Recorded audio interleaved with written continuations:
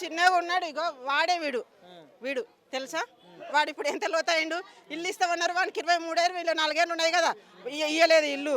ఇగో ఇప్పుడు ఒకసారి గుడిసె కాలిపోయింది నా కొడుకు ఇట్లా ఇంత చిన్నగా ఉన్నప్పుడు. మాది మొత్తం ఏం లేదు, గుడిసె బూడిది అయింది. అప్పుడు కూడా కట్టిస్తామన్నారు, ఇయ్యాలకు లేదు. గెంపి దాటినాక గంటలు పెట్టిస్తారు, మాకు మంచిగా బంగారు తెచ్చి కట్టిస్తారు. అంటే ప్రభుత్వ పథకాలు రావాలంటే దరఖాస్తు చేసుకోవాలి మొదట. సార్ మస్తు సార్లు చేసినాం, తిరిగి మాకు యాస్టక్ వచ్చింది. రేవంత్ రెడ్డిని గెలిపిస్తే కట్టించుకుంటాడంటే ఆ రేవంత్ రెడ్డి కూడా కళ్ళు కనిపిస్తలేవు. ఇంకా ఆయన కూడా 2 ఏళ్ళు అయితే దిగిపోతాడు. ఏడేదిస్తుండ్రు ఇస్తే మాకు కనిపిస్తున్నాయి కదా సార్. మా గుడిసెలు వాన వస్తాయి, ఇది మొత్తం నీళ్లు నిండిపోతాయి, కాళ్ళు చెడతాయి.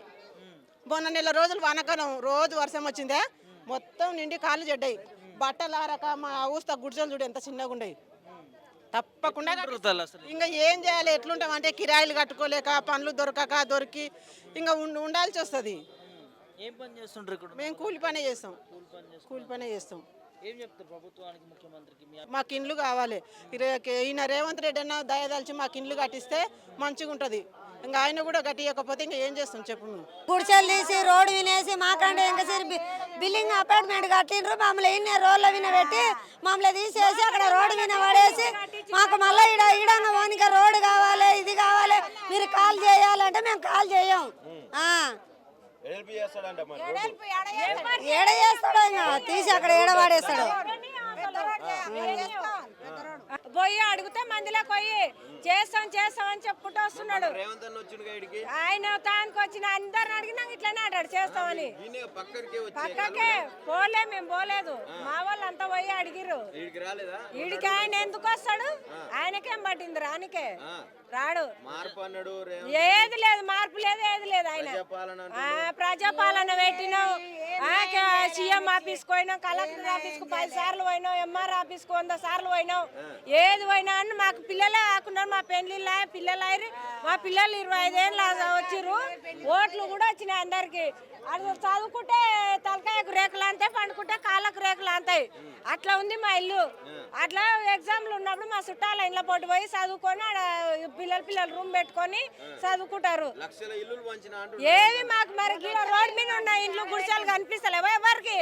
అందరూ ఎమ్మెల్యేలు ఎంపీలు వాకింగ్ పోతారు, ఇట్లకెళ్ళి పోతారు మీటింగ్లకు. అంతా ఇక్కడ కనబడతలేదా నడినో ఉన్న ఇండ్లు గుడిసెలు? అసలు వాన వస్తే మేము ఇట్లా ఇంటి ముందర నీళ్ళు పోతే కాలు పెడితే ఇంట్లోకే నీళ్ళు అట్లా ఉండయి.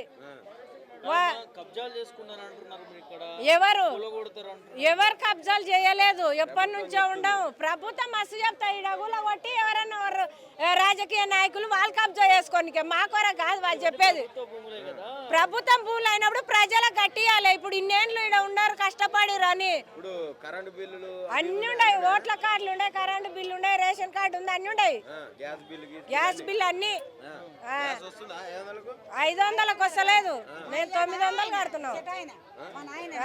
మా నాయన నాయరే, ఆయన సిలిండర్ ఆయన మా నాయన, మా అబ్బా చుట్టావా, మా తాత చుట్టావా. రేవంత్ అన్న ఏమి ఇస్తున్నాడు మాకు? రేవంత్ అన్న రైతు బంధు ఎక్కడికో వేస్తలేడు, రైతు బంధు కూడా వేస్తలేడు. ఇందిరమ్మ ఇంట్లోనే మాకు ఒక్క ఇల్లు లేకపోయి ఎవరికి లేని వాళ్ళకి కూడా ఇందిరమ్మ ఇండ్లు ఏడవంచిరు చెప్పైనా, ఏడవంచిండు. మళ్ళా అంటే ఇంకా మీ అందరు ఇట్లా చూస్తారు. అక్కడ ఏడా ఇచ్చిండు?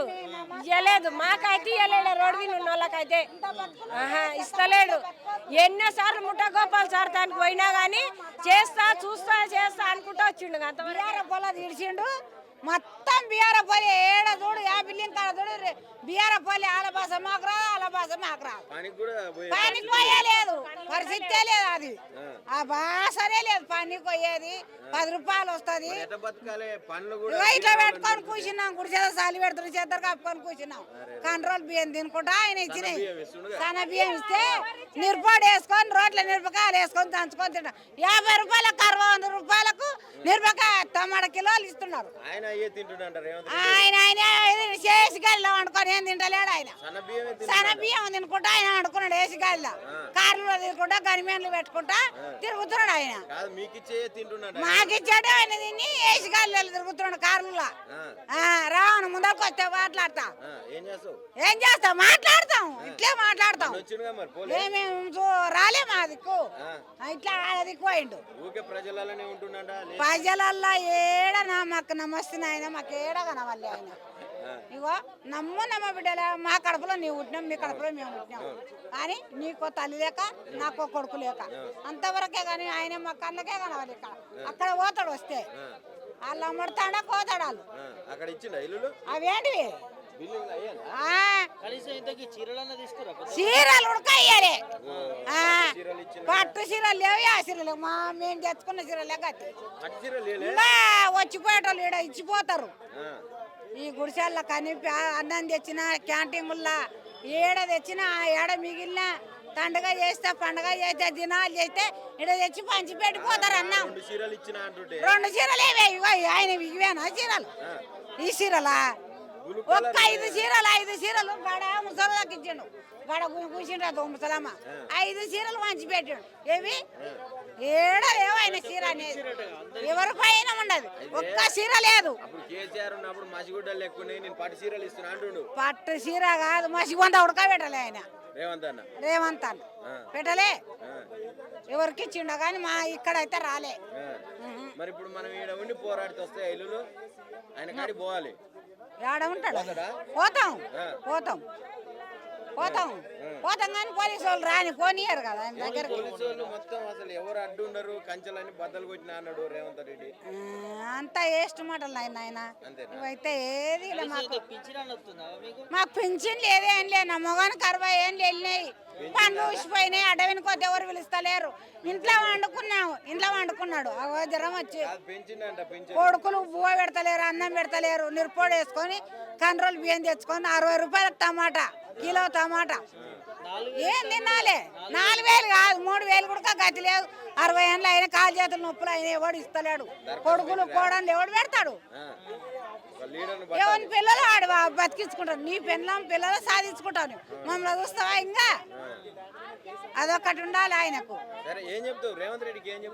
ఏం చెప్తాం మంచిగా న్యాయం చేయాలని చెప్తున్నాం మాకు ఇవాళ కాడికైతే చేస్తలేడు మాకైతే మంచిగా ఇండ్లు కావాలి అవును ప్రభుత్వమే పట్టించుకోవాలి డబుల్ బెడ్రూమ్ కంపల్సరీ మాకు కావాలి నేను చిన్న ఉన్నప్పుడు వచ్చిన ఇక్కడ హైదరాబాద్ నాకు 4 అమ్మాయిలు మా హస్బెండ్ కూడా చనిపోయిండు మేము ఇక్కడనే ఉంటున్నాం మాకు ఖచ్చితంగా ఇండ్లు కావాలన్నాం ఇక్కడ మెయిన్ రోడ్ వేస్తా అన్నారు రోడ్డు కూడా అడ్డం పడ్డాం ఇప్పుడు మేము మాకు రోడ్ వేయొద్దని ఒక్క గుడిసె ఒక్క రేకు వీకినా కానీ అన్నీ వెళ్ళిపోతాయి గుడిసెలు మీరు మాకు వస్తున్నారు ఎలక్షన్లప్పుడు వస్తున్నారు మాట్లాడుతున్నారు చూస్తున్నారు వెళ్తున్నారు ఇక్కడనే మాకు సుందరయ్య విజ్ఞాన కేంద్రం ఉంది ఆ కేంద్రంలోకి వస్తున్నారు ప్రతి ఒక్కసారి వస్తుండ్రు అందరు వచ్చారు మరి గుడిసెలు మాత్రం కనబడతలే ముఖ్యమంత్రి కాదు ఎంతమందికి వచ్చినా కానీ గుడిసెలు మాత్రం కనబడతలే వాళ్ళకు అపార్ట్మెంట్ల లాగా గడుపుతున్నాయి ఎందుకంటే మా గుడిసెలు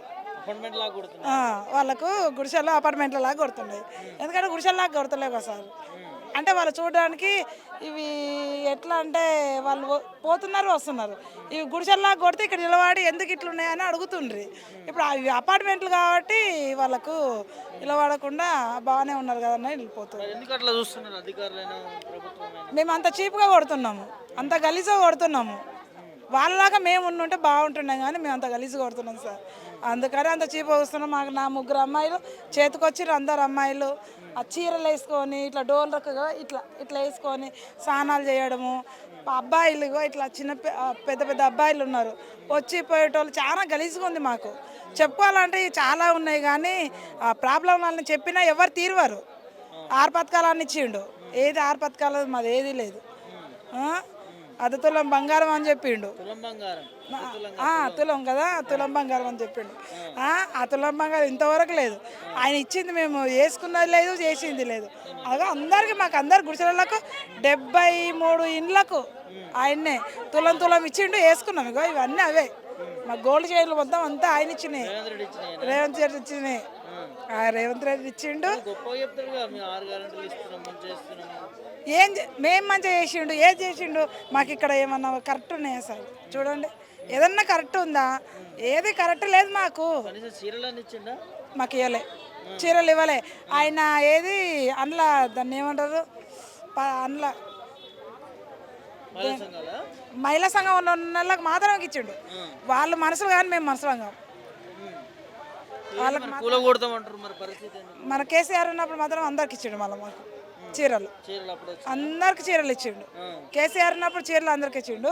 ఇప్పుడు ఈయన వచ్చినాక మాకు చీరలు ఎవరికి రాలేదు. కేసీఆర్ చీరలు మంచిగా నేను మంచి చీరలు ఇస్తున్నా అన్నాడు కదా, మరి కేసీఆర్ చీరలు మంచిగా లేవు, నేను పట్టు చీరలు ఇస్తున్నాను అన్నాడు. ఏవి మాకు ఒక్క పట్టు చీర రాలేదు. మరి ఇగో ఈ పట్టు చీరలు అవేనా? మా పట్టు చీరలు అవే. మరి ఆయన ఇచ్చినవి మేము కట్టుకుంటున్నాము. మేము పనికి పోతాం, అడవికి పోతే 2 రోజులు కూలు దొరుకుతాయి అన్న.